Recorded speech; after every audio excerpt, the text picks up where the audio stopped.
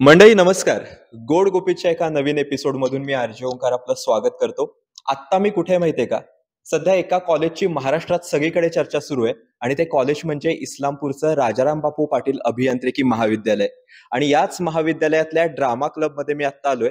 आणि एकांकिका जी व्हाय नॉट नावाची एकांकिका आहे जी महाराष्ट्रात सगळीकडे गाजतीये, त्या एकांकिकेची पूर्ण टीम माझ्यासोबत आहे. हॅलो. आणि सुरुवातीला टीमचं खूप मनापासून अभिनंदन करतो. माझ्यासोबत व्हाय नॉटचा लेखक आणि दिग्दर्शक अभिषेक आहे. अभिषेक, महाराष्ट्रात सगळीकडे फक्त व्हाय नॉट एवढंच ऐकायला मिळत आहे. म्हणजे स्पर्धा बऱ्याच आहेत, एकांकिका भरपूर येत आहेत, मेहनत करणारी खूप मुलं आहेत, पण नाव फक्त व्हाय नॉटच ऐकायला मिळतं. काय मागचं कारण आहे? व्हाय नॉटचं कारण म्हणजे ही एकांकिका पूर्ण आम्ही डेव्हलप केले, आम्ही बसवले आणि आम्ही लिहिलेले. त्यामुळं तो एक वेगळाच एक्सपिरियन्स आहे आणि आपलं स्वतःचं जेव्हा एकदा प्रोडक्ट असतं ते करताना पण मजा येते. त्यामुळं प्रत्येक जण तेवढ्याच पोटतिडकीने परफॉर्म करतोय, सादर करतोय. त्यामुळं त्या लोकांपर्यंत तिथं पोहोचते. त्यामुळं लोकांना पण तेच भावते. म्हणजे कालच्या पण लोकसत्तेचा प्रयोग झाला. त्यानंतर पण मुक्ता बर्वे आणि क्षितिज दाते म्हणजे क्षितिज पटवर्धनांचं हेच होतं, की तुमची जेन्युइनिटी दिसते. त्यामुळे त्या कारणामुळं मला असं वाटतं, की पूर्ण महाराष्ट्रभर व्हाय नॉटचं नाव आहे. ओके, तर पूर्ण महाराष्ट्रभर व्हाय नॉटचं नाव आपल्याला ऐकायला मिळतंय, पण नेमकं व्हाय नॉट म्हणजे काय आहे? आम्हाला काय यात बघायला मिळतंय? व्हाय नॉट म्हणजे एक साधी सिंपल कन्सेप्ट आहे, की आपण लग्न करताना बऱ्याचशा गोष्टी मागतो. म्हणजे जमीन वगैरे किंवा नोकरीला आहे का नाही मुलगा, म्हणजे मुलगी सेटल आहे का नाही. पण आपण ज्या पार्टनरबरोबर लाईफ टाईम काढणार आहे, त्याच्या मेडिकल हिस्ट्रीबद्दल आपण कधीच विचारत नाही. तर हाच प्रश्न आम्ही छेडलाय, की लग्न ठरल्यानंतर एका मुलगीनं प्रश्न विचारलाय, की मला मेडिकल हिस्ट्री पाहिजे आणि त्यावरून आपल्या समाजामध्ये होणारा जो कलह आहे किंवा त्याच्यावर वादविवाद किंवा त्याच्याबद्दलचे गैरसमज हेच ह्याच्यातून मांडले आणि व्हाय नॉट बद्दलचे मेन की सगळेजण म्हणतात. म्हणजे मी ज्यावेळी ही एकांकिका लिहायला सुरुवात केली त्यावेळी बऱ्याच जणांना प्रश्न विचारले की आपण ही टेस्ट केली पाहिजे का? तर प्रत्येकाचं होतं की हा केली पाहिजे, केली पाहिजे. पण का म्हणलं तर ते माहित नाही. मग व्हाय नॉट मग हेच मांडले की का नाही याची उत्तरं ह्याच्यामध्ये मांडलेत. क्या बात आहे! म्हणजे समाजातला एक वेगळा प्रश्न, म्हणजे लग्न आपण बघतो त्यातली कारणं बरीच असतात. पण हा एक वेगळा प्रश्न या टीमनं उचलला आणि म्हणूनच सध्या या टीमचं कौतुक होतंय. आपल्यासोबत सौमित्र पण आहे कागलकर. ओके, सौमित्र कागलकर पण आहे आणि त्याला पण बरीच प्राइज मिळतात. मला वाटतं वैयक्तिक प्राइज पहिली जवळपास बरीच त्यांनी बऱ्याच स्पर्धांमध्ये घेतलेली आहेत आणि आता लोकांकिका, लोकसत्तेची जी लोकांकिका होती त्यात पण तो विनर ठरलेला आहे. अर्थात पहिलं प्राइज त्याला मिळालंय. तर तुझा रोल नेमका काय आहे आणि तुझ्या रोल बद्दल काय सांगशील? तर दादा माझा रोल आहे प्रतापराव पाटील हे कॅरेक्टर आहे. तर जी मुलगी ज्या मुलाकडे जी मागणी करते टेस्टची, तर तो मुलगा मी प्ले करतोय. आणि तो म्हणजे सामान्य जसं आपलं गाव आहे, आपला एरिया आहे त्यातला तो मुलगा आहे. कारण तो तिथलाच ठेवलाय कारण त्याला जे प्रॉब्लेम फेस करायला लागतात. कारण तोही तसाच आहे, की बाई केलं पाहिजे. तोही त्या विचारांचा आहे. पण तो पण कुठेतरी कचवचतोय. तर असं माझं कॅरेक्टर आहे आणि त्याच्या अराउंड तो ड्रामा फिरायला लागतोय. हे कॅरेक्टर आहे. ओके, तर असं तसं कॅरेक्टर त्यांनी सांगितलं. इकडे बाकीची टीम पण आहे. मला तुमचे रोल काय आहेत ते पण जाणून घ्यायला आवडतील. तुमची नावं सांगा आणि तुम्ही कोणते रोल यामध्ये प्ले करताय? हॅलो, मी वैष्णवी कुंभार. मी सध्या बॅकस्टेजला काम करते. लाईटचं काम माझ्याकडे असतं. मी साक्षी करणार आहे. मी म्युझिकचं काम करते बॅकस्टेजला. नमस्कार. मी अर्पिता शेखर. मी मुलीच्या आईचा रोल प्ले करते आणि प्लस बॅकस्टेजमध्ये सेटचं पण मी, ओमकार आणि सोनाली आम्ही तिघांनी मिळून सेट वगैरे डिझाईन केलंय. नमस्कार, मी सोनाली मुसे. मी या एकांकिकामध्ये सोनाबाई पाटील हिचं रोल करते, जी की मुलाची आई आहे आणि प्लस बॅकस्टेजला मी सेट करते. नमस्कार, मी श्रुती साळुंके. मी या एकांकिकेत मुलाची काकी हे कॅरेक्टर करते. हॅलो, मी लक्ष्मीकांत कतले. मी बॅकबोनला असतो बॅकस्टेजला. नमस्कार, मी आनंद. मी या एकांकिकेत मुलीच्या बापाचा रोल करतोय.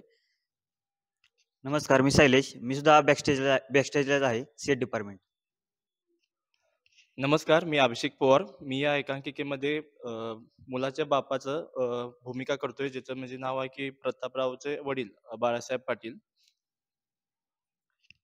नमस्कार, मी ओमकार येवले. मी आणि आमच्या टीमने नैपथ्य केलं एकांकिकेमध्ये आणि मी बॅकस्टेजला पण असतो.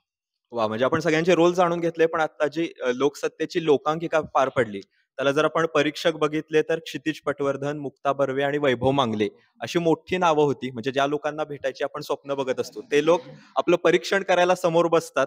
तर त्यांनी तुम्हाला मार्क्स सुद्धा चांगले दिलेले आहेत आणि तुम्हाला नंबरात त्यांनी आणलंय.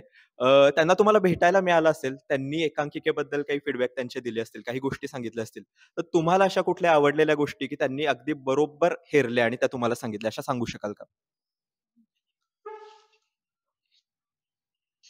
म्हणजे तिन्ही पण जजेसचा असा एक पॉइंट होता, की एकांकिका बघताना ती रिअल वाटते आणि आम्हाला पण असं वाटतं, की जे कॅरेक्टर आम्ही प्ले करतोय, तर ते सगळे आमचे आहेत. म्हणजे आपण दररोजच्या डेली लाईफमध्ये जे बघतो, की एखादा गावचा पाटील असतोच. असं म्हणजे मिडल क्लास फॅमिली आपल्या सगळ्यांना दिसते. ते म्हणजे जे आम्ही कन्व्हे करायचं होतं, की रिअल लाईफ सिनेरिओ आहे हा, तो व्यवस्थित कन्व्हे झाला आणि जजेसनी पण तो हायलाइट केला तसा. अजून कोणी काही सांगू शकेल? सगळ्यात महत्त्वाचं म्हणजे कन्व्हिक्शन आमच्या एकांकिकेमधून जो संदेश द्यायचा होता, तो तर व्यवस्थित पोहोचला. आणि एक महत्त्वाची गोष्ट त्यांना पटली म्हणजे आता एक जे पाटलांचं घर होतं, एक म्हणजे मिडल क्लास फॅमिलीचं घर होतं. तर त्यामध्ये पाटलांच्या घरामध्ये कसं ट्रेडिशनली बाप लोकं जे असतात, मोठी माणसं ती वरती बसतात खुर्चीवरती आणि बाई माणसं खाली बसतात जमिनीवरती. आणि बाकीच्या मिडल क्लास फॅमिलीमध्ये सुशिक्षित फॅमिली जी आहे मुलीकडची, तर तिथं आपलं कसं होतं की ती अ, सगळेजण म्हणजे एकाच लेव्हलला असतात. म्हणजे त्यांच्यामध्ये कुठला भाव नसतो किंवा काही भेदभाव नसतात. सगळे एकत्रच असतात. एकाच स्टेजला खुर्चीवरती बसले आहेत, आई पण, बाप पण. तर ते दोघांमधला डिफरन्स त्यांना तो आवडला. ते एकांकिकेमध्ये तुम्ही छोट्या-छोट्या बारकाव्यांवरती लक्ष दिलं आणि ते लोकांना भावलं आणि पटलं सगळ्यांना. क्या बात आहे! म्हणजे हां. अ, आपल्याला आता खूप मोठे कलाकार जजेस म्हणून लागले होते आणि त्यांनी खूप बारकाईने परीक्षण केलंय आमचं. मला सांगायला आवडेल की मी बॅकस्टेजला होतो, पण फक्त एक छोटीशी माझी पासिंग होती की मी रस्त्यातून जातो आणि एक रिॲक्शन फक्त टाकतो हिरोकडे. मग तेवढी छोटी रिॲक्शन पण त्यांनी बारकाईने बघितली आणि मला प्राइज घेताना ते बोलले की यार तुझी ती पासिंग होती ना, बरोबर टायमिंगवर पडली आणि एकदम बरोबर पडली. ही त्यांची बारकाई मला खूप आवडली आणि त्यांनी बारकाईने परीक्षण केलं. क्या बात आहे! वैभव मांगले जर परीक्षक असतील तर मला वाटतं असे बारकावे नक्कीच टिपले जातील. पण मला एक गोष्ट ऐकायला मिळते, की या टीमला म्हणजे स्पर्धा म्हटल्यावर परीक्षक कमेंट्स देणारच. पण तिथले जे ऑडियन्स जो असेल, तो तुम्हाला आवर्जून भेटतोय आणि त्यांच्याकडून तुम्हाला चांगल्या कॉम्प्लिमेंट्स मिळतात. तर अशा कुठल्या कॉम्प्लिमेंट तुम्हाला ऐकायला मिळाल्या आतापर्यंत? मी बोलतो. तर मेन म्हणजे बक्षिसं तर मिळतायतच. त्याबरोबर प्रेक्षकांचा जो रिस्पॉन्स म्हणजे कालच एक छोटी गोष्ट झाली. म्हणजे छोटी म्हणजे ती भरपूर आहे. म्हणजे ज्यासाठी आपण नाटक करतोय, लोकं जवळपास 1000चा ऑडियन्स होता. 15 मिनिटं अक्षरशः म्हणजे धुमाकूळ अक्षरशः थिएटरमध्ये होता. आणि त्यानंतर पण तेवढाच परीक्षक वर्ग म्हणजे प्रेक्षक वर्ग बाहेर पण भेटायला आला. त्यामध्येच एक झालं होतं, की एक काकू होत्या म्हणजे ज्या नाट्य म्हणजे नाट्य क्षेत्रात जवळपास आता 20-25 वर्ष झाले सहभाग आहे आणि ते काय करतात, की दरवर्षी त्यांच्या म्हणजे नवऱ्याच्या स्मरणार्थमध्ये एक ट्रॉफी देतात त्यांना जी एकांकिका आवडते. तर ती पहिली ट्रॉफी होती, की प्रयोग झाल्यानंतर त्यांनी आम्हाला अशी दिली, की म्हणली, "तुम्हाला मला एकांकिका माझ्या दृष्टीने ही महाराष्ट्राची लोकांकिका आहे" आणि त्यांनी आम्हाला पहिली ती ट्रॉफी दिली.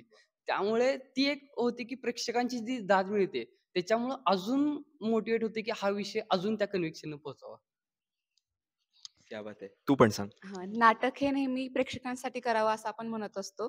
तो अनुभव आम्हाला मुंबईमध्ये गेल्यावरती मिळाला. म्हणजे मुंबईमधला हा आमचा पहिला प्रयोग होता, ज्यावेळेस एवढे सगळे जास्त ऑडियन्सचा रिस्पॉन्स बसले म्हणजे ऑडियन्स होते आणि त्यांचा एवढा जास्त रिस्पॉन्स मिळाला. जेव्हा आमची एकांक परफॉर्म झाले होते आणि आम्ही सेट भरत होतो, तेव्हा कित्येक जण आले आणि म्हटले, की "तुम्ही छान केलं." अगदी म्हणजे मी सेट वगैरे भरत होते. त्यावेळेस एक माणूस आला आणि तो म्हटला, की "तू आईचं कॅरेक्टर केलं होतंस." म्हणजे ते साजेसं वाटलं. प्लस बापाच्या कॅरेक्टरला म्हणजे कॅरेक्टर अगदी छोटं असलं तरी प्रेक्षकांना ते कॅरेक्टर खूप जास्त आवडलंय आणि सगळेजण म्हणतात, की छान केलं वगैरे. आणि एक लहान मुलगा होता म्हणजे एक अनुभव भेटला. तो एक अगदी पळत-पळत आला आणि तो म्हटला, की "छान केलं तुम्ही. तुमचं व्हाय नॉट ना मस्त केलं तुम्ही." ती खूप छान वाटते ऑडियन्सचा रिस्पॉन्स क्या मिळाल्यावरती. बात है! मला वाटतं ह्या कॉम्प्लिमेंट्स खूप महत्त्वाच्या असतात. म्हणजे बक्षिसं मिळतील, मिळत राहतील. अजून सुद्धा पुरुषोत्तमची फायनल बाकी आहे. या गोष्टी सुरू असतात, पण लोकांकडून मिळणाऱ्या कमेंट्स आपल्यासाठी खूप महत्त्वाचे असतात. आता एक उशिरा एंट्री झालेली आहे. या टीमची व्हाय नॉटची लेखिका आणि दिग्दर्शिका थोडी लेट आली आहे, पण ती आपल्याशी गप्पा मारणार आहे. श्रेया माने आपल्यासोबत आहे. काय सांगशील कसा होता एक्सपिरियन्स? सगळ्यात पहिल्यांदा तर थँक यू सो मच तुम्ही माझी वाट बघितलीत आणि लेट आल्यानंतरही तुम्ही मला घेतलत म्हणून. अनुभव खूप छान होता आणि जसं की सगळ्यांनी सांगितलं जसं की ऑडियन्स रिस्पॉन्स खूप जास्त महत्त्वाचा होता आणि ऑडियन्स रिस्पॉन्स मिळाला ॲज अ ऑन स्टेज पण मी केलेलं. कारण ऑडियन्स रिस्पॉन्स आल्यावर ते ऑटोमॅटिक नॅचरली एनर्जी डबल व्हायची परफॉर्म करताना. आणि मग ती अजून मजा यायची.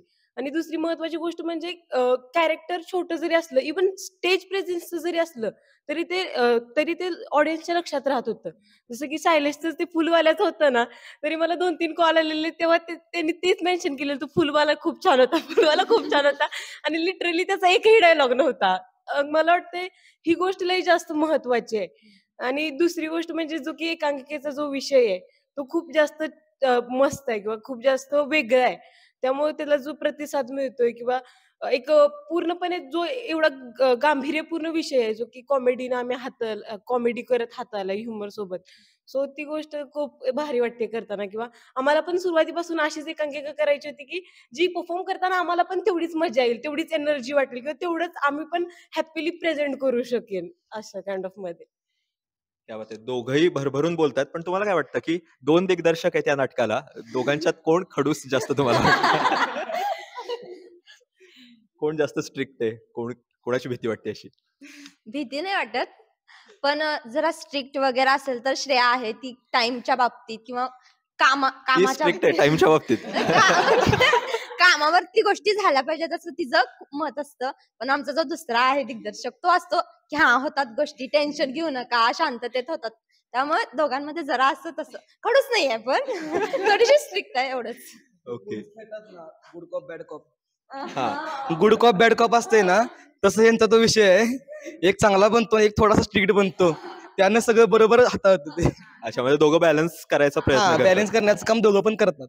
आता मला तुमच्याकडून अजून एक जाणून घ्यायचंय, की तसं बघायला गेलं तर बऱ्याच मुलांनी कॉलेजमध्ये ऍडमिशन घ्यायच्या आधी ठरवलेलं असतं, की आपल्याला नाटक करायचंय म्हणून कॉलेजला जायचंय. आणि काही मुलांना असं झालेलं असतं, की नाटकाबद्दल काही फार माहिती नाहीये. पण काहीतरी ड्रामा क्लब वगैरे सुरू आहे आणि मित्र जातोय म्हणून आपण जाऊन बघूया. आणि मग सुरुवात केली आणि आता नाटक आवडायला लागलं आणि आपण नाटक करतोय. तुमचे काय एक्सपिरियन्स आहेत? कशा पद्धतीनं तुम्ही नाटकात आलाय? माझं स्वतःबद्दल सांगायचं झालं तर मी लहानपणीपासून थोडंफार नाटक करतोय. म्हणजे शाळेत असताना मी बालनाट्यमध्ये काम करायचो. तर तिथपासून मला इच्छा होती की कॉलेजमध्ये गेल्यावर आपण नाटक करायचं आहे, आपण भाग घ्यायचा आहे. ऍडमिशनच्या आधी मी काकांना बोललो होतो, काका मला नाटक आवडतंय, मला करायचं आहे. तर मला वाटलं की म्हणतील घे आर्ट्स घे कर तिथे. तर काका बोलले नाही असते इंजिनिअरिंग कॉलेजमध्ये नाटक असं होतं तिथं घे. मग तेव्हाच मला ठरलं होतं की नाटकात काम करायचं आपण कॉलेजमध्ये गेलं तरी पण. जेव्हा मी फर्स्ट इयरला ऍडमिशन घेतलं तेव्हा मी लगेच जॉईन करणार होतो ड्रामा क्लब. पण प्रॉब्लेम झाला की मी येऊन जाऊन करायचो, मी घरून बसने यायचो आणि जायचो. तर असं होतं की जी प्रॅक्टिस असायची कॉलेज सुटल्यानंतर असायची आणि त्यानंतर आम्हाला टाइम द्यायला येत नसायचा ना, कारण मी लगेच बसनं मला जायला लागायचं. मी सेकंड इयरला काय केलं, बस कॅन्सल केली, मी हॉस्टेल ऍडमिशन घेतलं आणि मग लगेच ड्रामा क्लब जॉईन केला. तिथेच मी इथं आलो. माझा एक्सपिरियन्स थोडासा वेगळा आहे ह्याच्यापेक्षा. कारण की आम्ही काय ठरवून काय केलं नव्हतं. इंजिनिअरिंग पण आमचं ॲक्सिडेंटली झालं.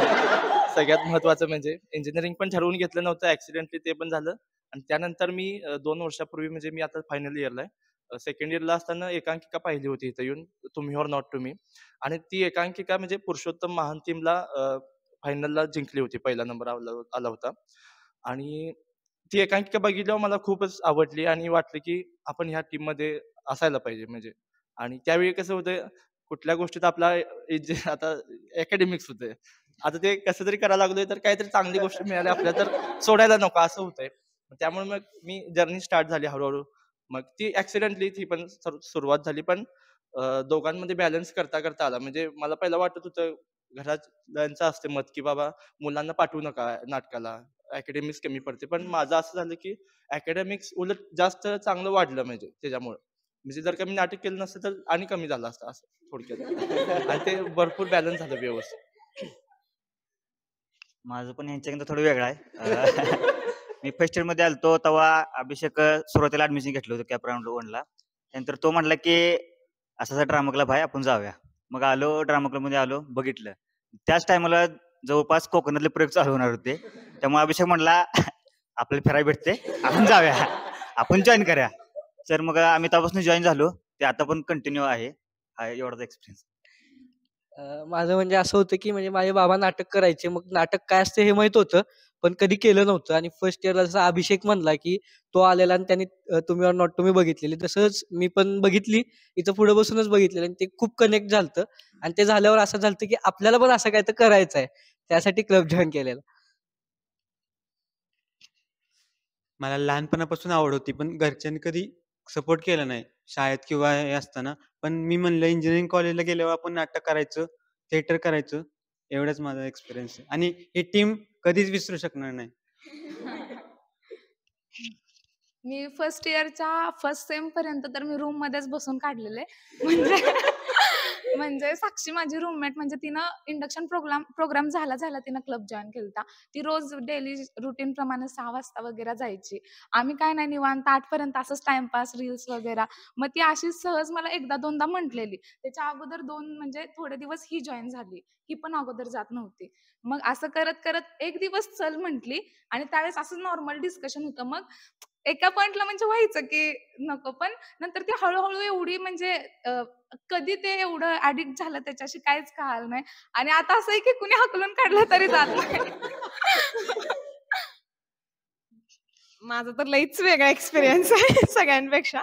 म्हणजे मी पण स्टार्टिंगला जॉईन नव्हते. मी दुसऱ्या क्लबमध्ये जॉईन होते आणि ठरवलं मला जायचं होतं फर्स्ट पासून, पण असं झालं की नको नंतर जाऊया आपण थोड्या दिवसांनी बघूया.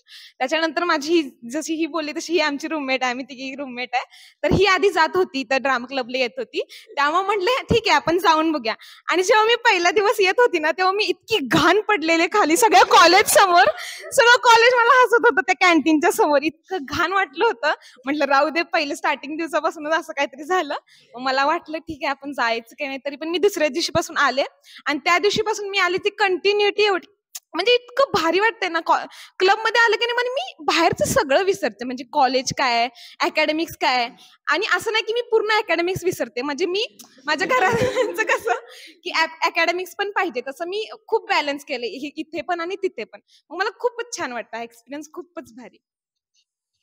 दादा तू जसं दुसरा नंबर सांगितलास की ज्याला काहीच माहित नसतं नाटकाबद्दल, जे की फक्त ऐकून वगैरे येतं, सेम तसाच अनुभव आहे माझा.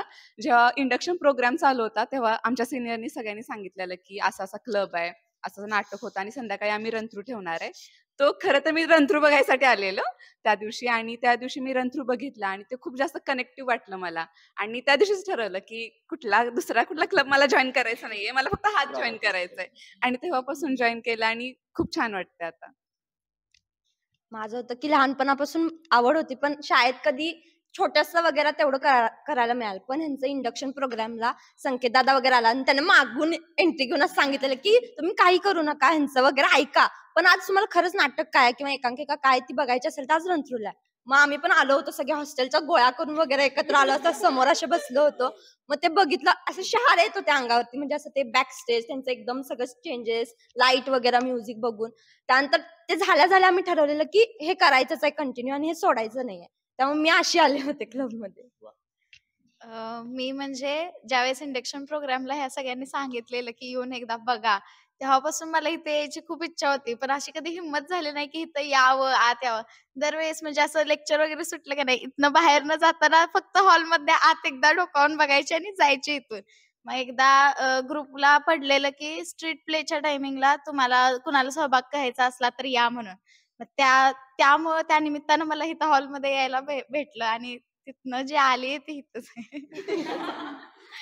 माझा अनुभव असा आहे की म्हणजे मी खूप जास्त इंट्रोवर्ट होते आणि लाईक मला असं नाही म्हणायची पण हिंमत नव्हती. आणि त्यावेळेला ना ड्रामा क्लबच्याच साईडला बरोबर डान्स क्लब होता आणि मी आलेले आणि शुभम दादा मला रस्त्यात भेटला, म्हणजे जो माझा सिनियर होता. आणि तो म्हटला ड्रामासाठी आलीस काय?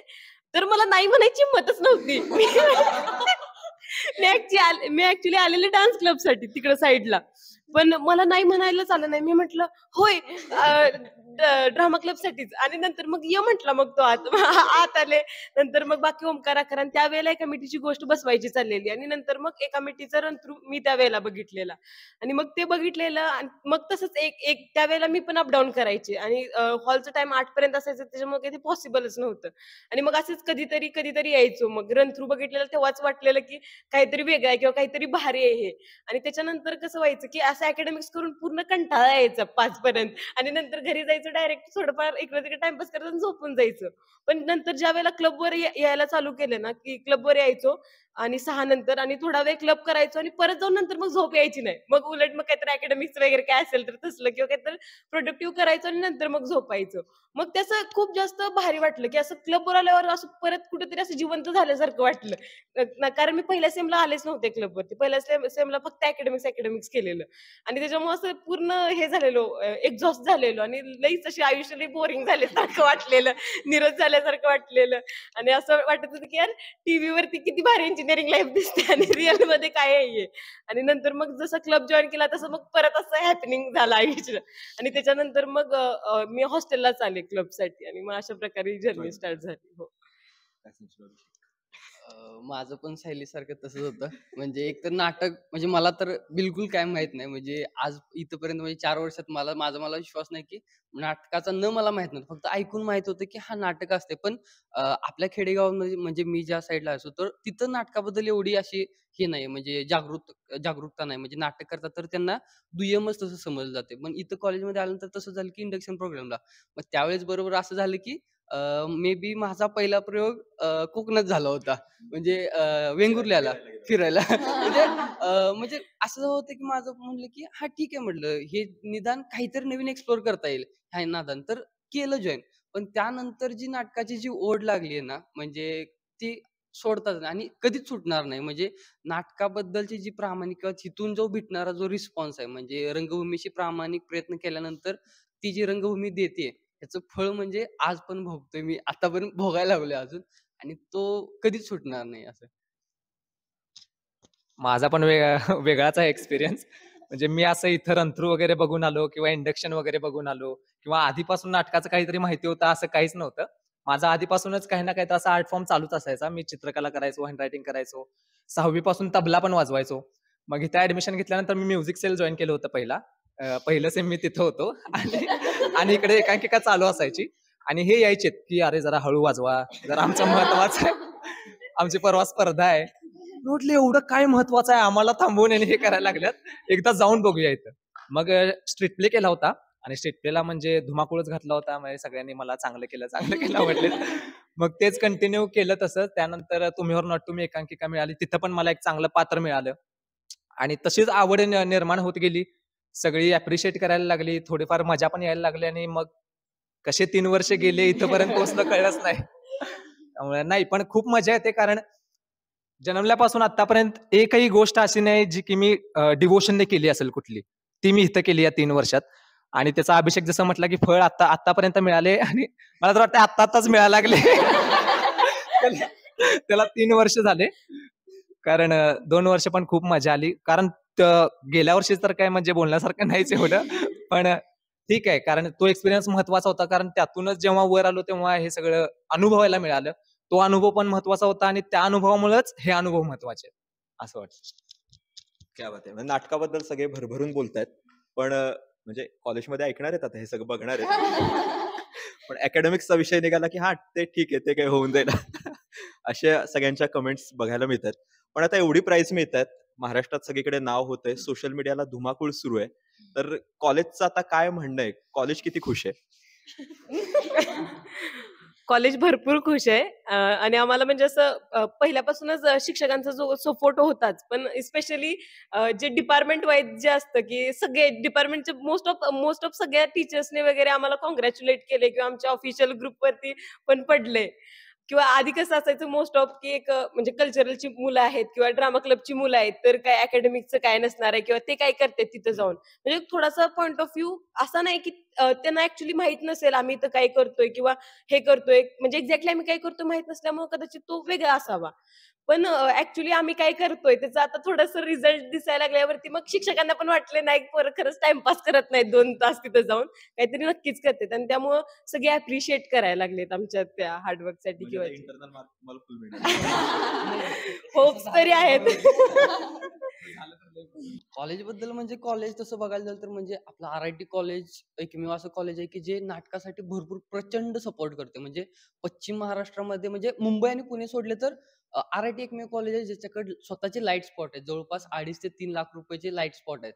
आणि कोल्हापूर विभागामध्ये ज्या पद्धतीनं RITला प्लेसमेंटसाठी नाव घेतले जाते, तसं RITसाठी नाटकासाठी पण नाव घेतलं जात होतं आणि अजून घेतलं जाणार. आणि शिक्षकांचं म्हणाल तर जसं त्यांचा कंटिन्यू सपोर्ट आहे. म्हणजे हरलं किंवा जिंकलं ह्यांना ते मॅटर करत नाही. म्हणजे जुगुळकर सर आहेत, कारंजकर सर आहेत, प्रकाश जाधव सर, अक्षय कुलकर्णी सर, प्रत्येक ठिकाणी जिथं जरी नाही जिंकलं तरी तुम्ही करा. नाटक जगत राहिलं पाहिजे, जिवंत राहिलं पाहिजे, ही त्यांची मानसिकता आहे. आणि ते तर सपोर्ट करतात. म्हणजे त्यांना रिझल्ट मॅटर नाही करत. आणि रिझल्ट आलाय ही तर चांगलीच गोष्ट आहे, बट ते सपोर्ट करतात नेहमीच.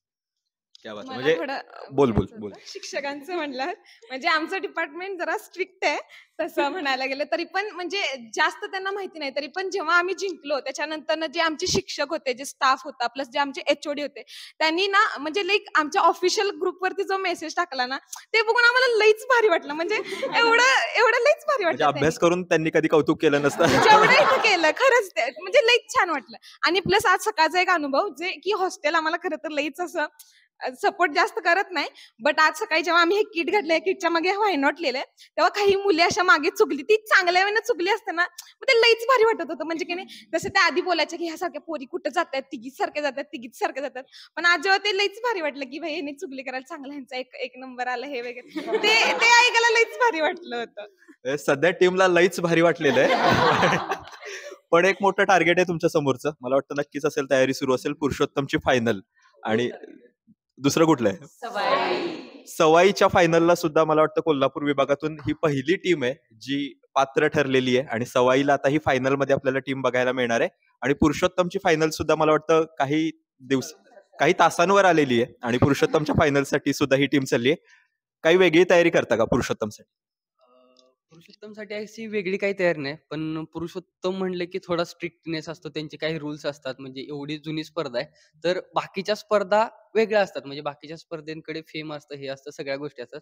पण पुरुषोत्तम म्हणलं की त्यांचं रूल्स, रेग्युलेशन्स आणि ह्या सगळ्या गोष्टी आहेत. त्यातून ती एक मजा वेगळीच असते की तेवढ्या टाइम मध्ये ते करायचं. त्यांचं एक शेड्यूल असतं, त्या टाइम मध्ये फिक्स असतं. त्यामुळे तिथला जो 4 दिवसाचा एक्सपिरियन्स आहे तो एक वेगळ्या लेवलचा एक्सपिरियन्स. आणि पुरुषोत्तम करंडक आता आहे सगळीकडे करतोय. तर तिथं पण जाऊन प्रेक्षकांसाठी करायचंय, प्रेक्षकांची दाद मिळवायचंय. रिझल्ट काय येईल ते ठरवतील. रिझल्ट मॅटर करत नाही, पण पुरुषोत्तमच्या प्लॅटफॉर्मला जाऊन सुद्धा तुम्ही धुमाकूळ घालणार. तर खरंच खूप छान वाटतंय आणि आम्हाला असं वाटतंय की हा अनुभव अजून जास्त मुलांना मिळावा. त्याच्यामुळं भरपूर मुलांनी ऍटलिस्ट येऊन बघावं तरी काय आहे, नाटक काय आहे किंवा एकांकिका काय आहे. आणि तुम्ही अनुभव घ्या. तुमचा अनुभव चांगला असेल, तुमची इच्छा असेल तर तुम्ही कंटिन्यू करा, नसेल तर नका करू. कारण आता आम्ही म्हटलं जसं की पुरुषोत्तम पुणे किंवा सवाई सारख्या मोठ्या स्पर्धांसाठी आम्ही तयारी करतोय. तर आम्हाला थोडीशी आता मुलांची गरज आहे किंवा आम्हाला अजून कलाकारांची गरज आहे किंवा नाटकालाच अजून मुलांची गरज आहे. आणि जेवढी मुलं येतील तेवढं अजून जास्त नाटक खुलणार आहे किंवा अजून जास्त हे करणार आहे. कारण हा मॉक प्ले आहे आणि आम्ही जास्तीत जास्त मुलांसाठीच ऍक्च्युली लिहितानाच असा डोक्यात घेऊन लिहिलेला की जास्तीत जास्त मुलांना त्याच्यात पार्टिसिपेट करता यावं. सो ही इतकी मोठी गोल्डन अपॉर्च्युनिटी आहे. आणि त्याच्यासारखं सवाईसारखं प्लॅटफॉर्म ज्याच्यासाठी की ऍक्च्युली बाकीची लोक पण एवढे जास्त प्रयत्न करतायत आणि तो आपल्याला प्लॅटफॉर्म मिळालाय. तर अशी आमची इच्छा आहे की तो आपल्या कॉलेजच्या अजून मुलांना मिळावा. आणि पुरुषोत्तमचं म्हटलं तसं की तो माहोलच वेगळा असतो की 4 दिवस पूर्णपणे एकांकिका बघायला भेटतं. राहायची खायची सगळी त्यांची सोय असते, ट्रॅव्हलिंगची सगळी सोय असते. आणि सगळ्यात महत्वाचं म्हणजे जी नाटक करताना तिथं जी स्ट्रिक्टनेस असतोय की म्हणजे दरवाजा एकदा बंद झाले की ते उघडणार नाही. म्हणजे ते ऍज अ आर्टिस्ट म्हणून पण ज्यावेळेला आपण परफॉर्म करतो त्यावेळेला आपल्या आर्ट फॉर्मसाठी किंवा आपण जे प्रेझेंट करतोय त्याला इतका जास्त रिस्पेक्ट दिला जातो. जी मोस्ट ऑफ आपण खूप अशा गोष्टी करतो ज्याच्या तेवढा रिस्पेक्ट मिळतो आपल्याला, पण कदाचित त्याच्या आउटपुट नंतर मिळतो. पण नाटक असं प्लॅटफॉर्म आहे की ज्याच्यावर तुम्ही परफॉर्म करत असताना सुद्धा तुमच्या आर्ट फॉर्मला, तुमच्या हार्डवर्कला तेवढाच रिस्पेक्ट मिळतो रॅदर दॅन तुमचा आउटपुट काहीही असो. सो आम्हाला असं वाटतंय सगळ्यांनाच की हा अनुभव जास्तीत जास्त मुलांना मिळावा. सो की अशी इच्छा आहे आमची की या तुम्ही अनुभव घ्या. मला वाटतं की RITचा हे जे ड्रामा क्लब आहे ते बर्म्युडा ट्रायंगल सारखं आहे. इथं एकदा तुम्ही आत आला तुम्हाला बाहेर जाता येत नाही.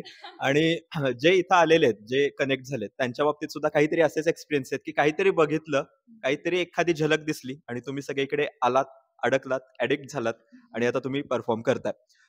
तुमच्या पुरुषोत्तमच्या फायनलसाठी, सवाईसाठी आणि इतर करंट होत राहतील, ज्या खुल्या स्पर्धा असतात त्या होत राहतात. पण या तुमच्यासाठी कॉलेजमधल्या 2 महत्त्वाच्या आहेत. लोकांकिका तर तुम्ही गाजवलेलीच आहे. या दोन्ही स्पर्धांसाठी मी खूप शुभेच्छा देतो. तिकडे सुद्धा तुम्ही जिंकाल आणि तिकडे जिंकल्यानंतर आपण आणखीन एक थोडा मोठा इंटरव्ह्यू करू. तुम्ही वेळ दिलात त्याबद्दल सगळ्यांचे आभार. थँक्यू. तर मित्रांनो, वाय नॉटची जर्नी अजून इथेच संपलेली नाहीये. तुम्हाला इंटरव्ह्यू आमचा बघायला मिळेल गोड गुपित या चॅनलवर, ओमकार दादाच्या चॅनलवर. तर तुम्ही तो एपिसोड नक्की बघा. चॅनलला सबस्क्राईब करा, त्यानंतर लाईक करा, कमेंट करा. अरे करणार ना? Why not.